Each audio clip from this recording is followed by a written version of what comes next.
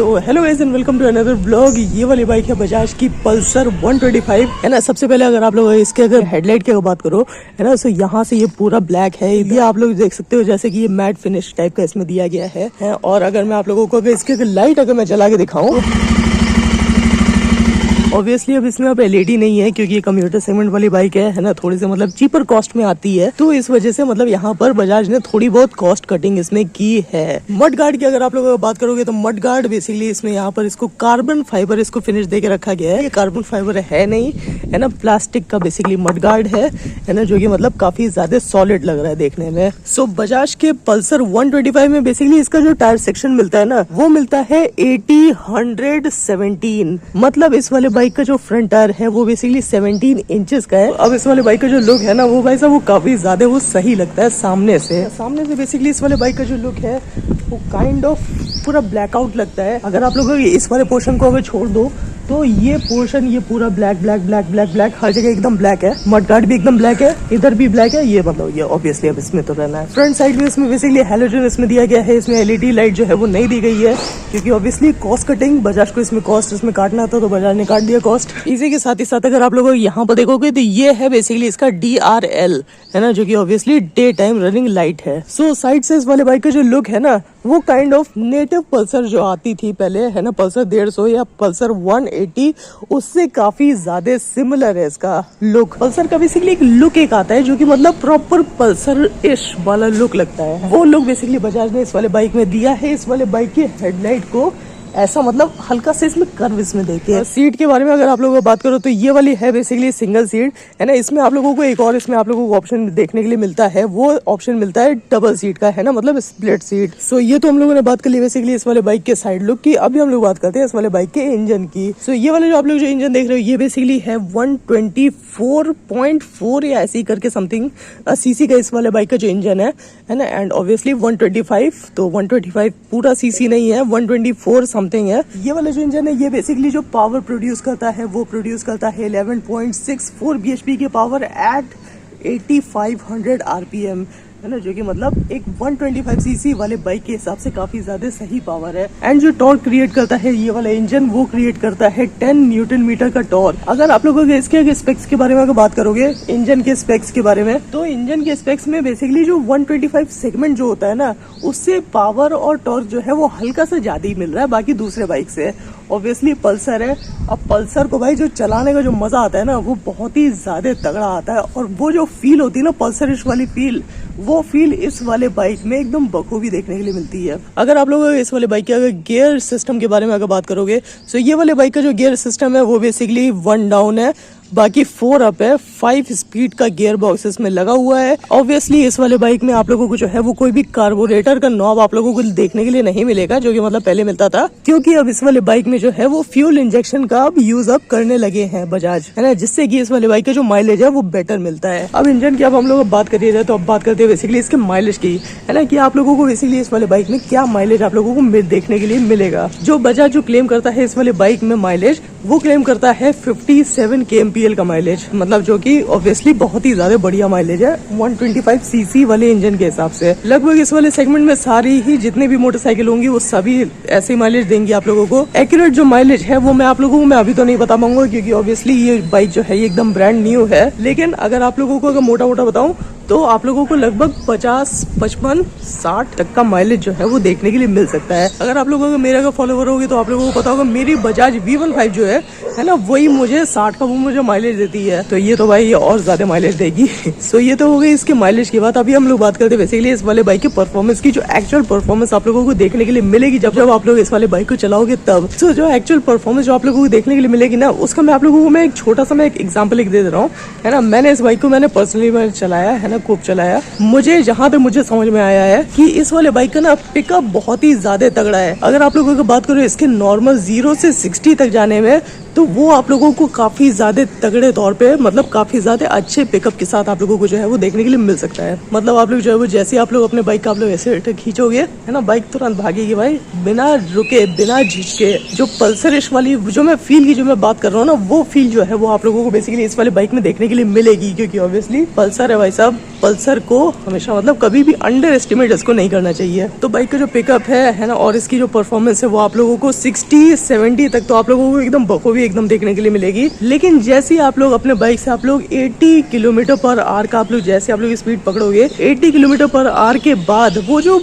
Pickup होता है ना, वो हल्का फुल्का वो कम होने लगता है। अब मुझे नहीं पता ऐसा क्यों है, प्रोबेबली इसके हायर एंड में कुछ होगा नहीं है ना आरपीएम में, तो इसी वजह से ऐसा होगा। लेकिन अब ऐसा ही है। टॉप स्पीड की अगर आप लोग बात करोगे तो टॉप स्पीड मैंने इस वाले बाइक में जो पर्सनली मैंने अचीव की है वो 100 नहीं की है, वो लगभग वो 97-96 तक मैंने की है। वो भी मतलब 2 लोगों के साथ। मतलब इस वाले बाइक में मैं बैठा हुआ था, मेरे पीछे कोई बैठा हुआ था, उसके बाद ये वाली बाइक जो है ये 97 तक पहुंच गई थी। तो आप लोग सोचो अगर सिंगल बंदा अगर इस वाले बाइक को चलाएगा है ना, तो ये 100 पहुंचने में कोई भी प्रॉब्लम इस वाले बाइक में जो है वो नहीं आएगी। कम्यूटिंग पर्पस, सिटी पर्पस के लिए ये वाली बाइक जो है ये बहुत ही ज्यादा सही काम करती है ना, काफी ज्यादा तगड़े तौर पे काम करती है। माइलेज भी आप लोगों को काफी ज्यादा बढ़िया मिलता है, परफॉर्मेंस भी आप लोगों को काफी ज्यादा तगड़ी मिलती है ना। मतलब इस वाले बाइक में जो है वो सब कुछ आप लोगों को एकदम बढ़िया बढ़िया मिलता है। सो ये तो बेसिकली बात होगी परफॉर्मेंस की, माइलेज की। अभी हम लोग बात करते हैं बेसिकली इसके इंस्ट्रूमेंट क्लस्टर के बारे में है ना, तो वो मैं आप लोगों में दिखाई दे रहा हूँ सीधे। सो देखो जैसे कि आप लोग ये देख सकते हो, ये है बेसिकली इस वाले बाइक का इंस्ट्रूमेंट क्लस्टर। यहाँ पर आरपीएम मीटर दिया गया है।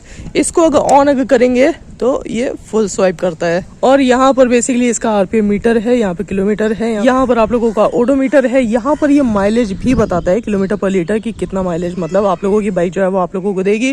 फ्यूल मीटर न्यूट्रल बताता है, इंजन के बारे में बताता है, ये रीसेट का बटन है। और भी मतलब यहाँ पर जैसे अगर इस वाले बाइक की अगर बैटरी लो है तो यहाँ पे बैटरी लो दिखा दे रहा है।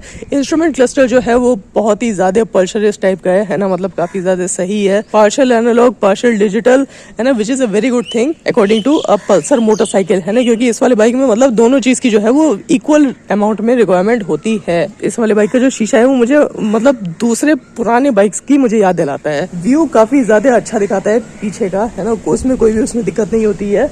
बस एक कंप्लेन ये है कि ये और ज्यादा का मुड़ पाता है ना, मतलब थोड़ी बहुत इसमें फ्लेक्सिबिलिटी इसमें देते तो काफी ज्यादा सही रहता, क्योंकि कुछ बंदे होते हैं जो लंबे होते हैं है ना, चौड़े होते हैं, उन लोगों को पीछे देखने में थोड़ी बहुत प्रॉब्लम होती है। बाकी सब कुछ इसमें सब कुछ एकदम बढ़िया बढ़िया है। इस वाले बाइक की अगर आप लोगों की टैंक की बात करोगे तो इस वाले बाइक में जो बजाज बेसिकली जो क्लेम करता है वो टोटल क्लेम करता है 13-14 लीटर का टैंक है ना, मतलब इसमें आ जाएगा तेल है ना। तो आप लोग लगभग 15-16 लीटर आप लोग जो है वो मान के चलो। मैंने अभी तक इसमें अभी फुल टैंक अभी नहीं कराया है, जब कराऊंगा तो मैं आप लोगों को बता दूंगा। अभी नहीं कराया है तो अभी मैं उसी हिसाब से अभी बताऊंगा जो बजाज मतलब बताता है। इसमें यहाँ पर जो है ये फेंस एक दिया गया है ना, दोनों साइड है, इस साइड भी है उस साइड भी है ना, जो की मतलब काफी ज्यादा सही लगता है। हॉर्न की अगर बात करोगे तो हॉर्न काफी ज्यादा सही है ना। सेल्फ स्टार्ट यहाँ पर इसमें दिया गया है, किल स्विच इसमें दिया गया है, और इसी के साथ ही साथ अपर डिपर, ये पास, क्लच, ब्रेक। बाकी अगर आप लोगों को इसको अगर रीसेट करना है तो उसका बटन जो है वो यहाँ से होता है। फ्रंट टायर में बेसिकली इसमें जो है इसमें डिस्क ब्रेक इसमें आता है ना, सीबीएस के साथ। सीबीएस बेसिकली एबीएस का छोटा भाई होता है ना, लगभग वैसे ही होता है। सो इस वाले बाइक में आप लोगों को फ्रंट में डिस्क आप लोगों को देखने के लिए मिलता है, रियर में आप लोगों को ड्रम देखने के लिए मिलता है ना, मतलब ड्रम ब्रेक आप लोगों को देखने के लिए मिलता है, जो कि मतलब ठीक है। अगर पीछे भी अगर डिस्क अगर दे देते तो क्या चला जाता, ठीक है चलो जो भी है जैसा भी है ना, अब इतने पैसे में तो अब इतना ही मिलेगा। सीट कंफर्टेबिलिटी की अगर आप लोग बात करो ना, इस वाले बाइक का जो सीट कंफर्टेबिलिटी है वो थोड़ी सी मुझे हार्ड लगी है ना, मतलब ये वाले बाइक की जो सीट है ये हल्की सी, अगर किसी पे अगर बॉट होल पे अगर जाते हैं या फिर मतलब बाइक अगर उछलती है तो मतलब ये वाली सीट जो है ये हल्की सी हार्ड हो जाती है ना, और मतलब हल्का फुल्का लगता है। अभी हम लोग बात करते हैं बेसिकली इस वाले बाइक के रियर टायर के बारे में। सो रियर टायर में जैसे कि आप लोग देख सकते हो इसमें जो है एमआरएफ का इसमें टायर मिला है। बाय द वे फ्रंट में भी एमआरएफ है, रियर में भी इसमें एमआरएफ ही दिया गया है। रियर टायर का जो सेक्शन है वो है बेसिकली 190/17, मतलब फ्रंट में भी आप लोगों को जो है वो 17 इंचेस का आप लोगों को टायर देखने के लिए मिलता है, और पीछे भी आप लोगों को 17 का ही आप लोगों को टायर जो है वो देखने के लिए मिलता है, जो कि मतलब काफी ज्यादा सही है ना। बैलेंस पे एकदम एकदम बाइक रहती है। और अगर हम लोग अगर इंडिकेटर की अगर बात करें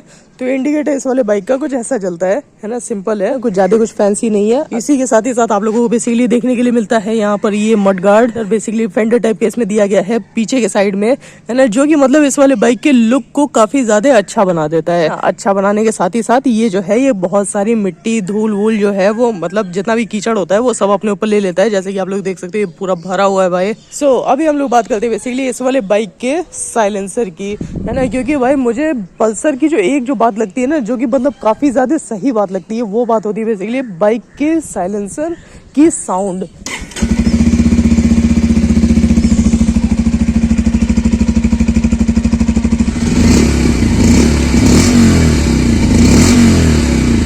तो साउंड सुनने में तो भाई मजा ही आ गया होगा, है ना। ऑब्वियसली यार मैं जब बाइक में चला रहा था, मैं पहली बार जब मैंने चला था क्या है ऐसे साउंड होता है क्या पल्सर का। ऑब्वियसली पल्सर जो है वो जानी जाती है अपनी रिफाइनमेंट के वजह से कि ये वाली बाइक का जो इंजन है रिफाइंड रहता है। वही काम जो है वो बेसिकली बजाज पल्सर 125 में भी है ना, कि इस वाले बाइक का जो मतलब इंजन है वो काफी ज्यादा रिफाइंड है। इस वाले साइड से अगर आप लोग देखोगे तो इस वाले साइड में बेसिकली आप लोगों को जो है वो ब्रेक देखने के लिए मिलता है ना, आप लोगों को ये किक देखने के लिए मिलती है ना। ऑब्वियसली अगर किसी भी कंडीशन में अगर बाइक की अगर बैटरी अगर खराब हो गई है तो मतलब किक से आप लोग जो है वो बाइक स्टार्ट कर सकते हो। जैसा कि आप लोगों को मैंने आप लोगों को उस तरफ फेंडर दिखाया है ना, वैसे ही फेंडर टाइप का आप लोगों को जो है वो यहाँ पर भी मिलता है ना। ये भी मतलब अगर काफी ज्यादा सॉलिड लगता है यार, ऐसा नहीं लगता कि हाँ चलो गिर जाएगा या निकल जाएगा ऐसा करके कुछ।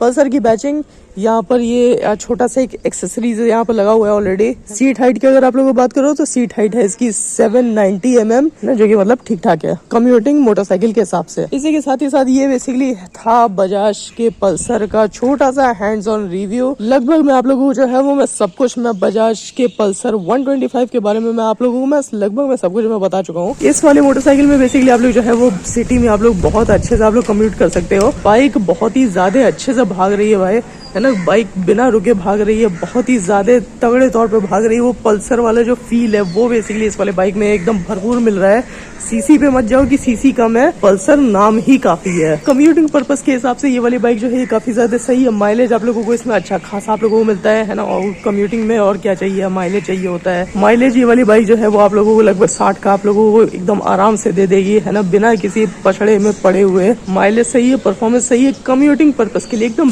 बेस्ट मोटरसाइकिल है। चलो गाइस आज के लिए बस इतना। अगर ये वाली वीडियो अगर अच्छी लगी तो नीचे जो लाइक और सब्सक्राइब का जो बटन है उसको दबा देना, और अगर कोई भी अगर सुझाव हो तो नीचे कमेंट बॉक्स खुला हो उस पर जाके लिख देना। चलो गाइस मैं अभी क्या करता हूँ, जाता हूँ अपने घर पे और आज के ब्लॉग को करता हूँ ये फिर खत्म। चलो guys bye bye, see you soon see you tomorrow. हम मिलते हैं आप लोग सब कल। चलो गाइस बाय बाय।